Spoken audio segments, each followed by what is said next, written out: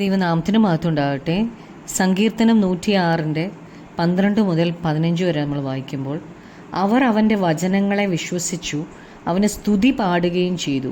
എങ്കിലും അവർ വേഗത്തിൽ അവൻ്റെ പ്രവൃത്തികളെ മറന്നു, അവൻ്റെ ആലോചനയ്ക്ക് കാത്തിരുന്നതുമില്ല. മരുഭൂമിയിൽ അവർ ഏറ്റവും മോഹിച്ചു, നിർജ്ജന പ്രദേശത്ത് അവർ ദൈവത്തെ പരീക്ഷിച്ചു. അവർ അപേക്ഷിച്ചത് അവൻ അവർക്ക് കൊടുത്തു, എങ്കിലും അവരുടെ പ്രാണന് ക്ഷയം അയച്ചു.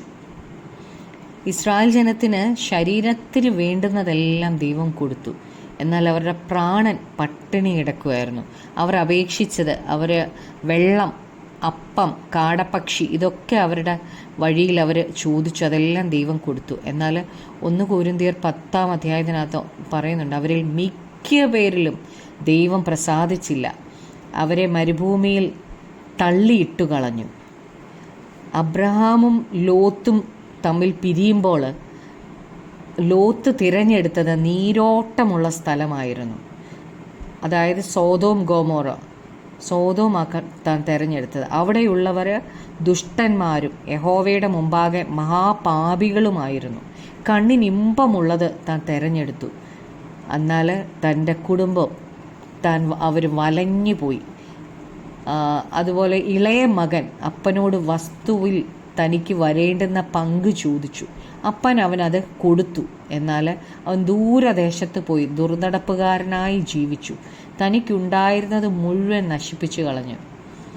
ധനവാനായ മനുഷ്യൻ ഈ ഭൂമിയിൽ ജീവിച്ചപ്പോൾ ധൂമ്രവസ്ത്രവും പട്ടും ധരിച്ച് ദിനംപ്രതി ആഡംബരത്തോടെ സുഖിച്ച് ജീവിച്ചു. എന്നാൽ മരിച്ചപ്പോൾ താൻ പോയത് യാതനാസ്ഥലത്തേക്കായിരുന്നു.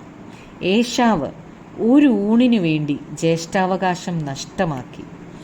ഇവരെല്ലാം അപേക്ഷിച്ചത് ദൈവം അവർക്ക് നൽകി, എങ്കിലും അവരുടെ പ്രാണന് ക്ഷയം വന്നു. ദൈവത്തിൻ്റെ വചനം പറയുന്നു, ഒരു മനുഷ്യൻ സർവ്വലോകവും നേടിയിട്ടും തൻ്റെ ജീവനെ നഷ്ടപ്പെടുത്തിയാൽ അവൻ എന്ത് പ്രയോജനം? നമ്മൾ ജീവിച്ചിരിക്കുമ്പോൾ നമ്മുടെ പ്രാണനുള്ളതാണ് കരുതേണ്ടത്.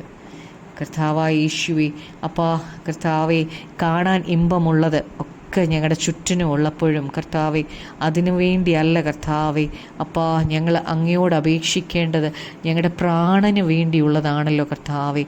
ഞങ്ങളുടെ പ്രാണൻ കർത്താവെ നിത്യമായ ജീവൻ പ്രാപിക്കാൻ, നിത്യമായ രക്ഷയിലേക്ക് കടക്കുവാൻ തക്കവണ്ണം ഒരുക്കമുള്ളവരായിരിക്കാൻ തക്കവണ്ണം ഞങ്ങളെ അങ്ങ് ഒരുക്കിയെടുക്കണമേ അപ്പാ.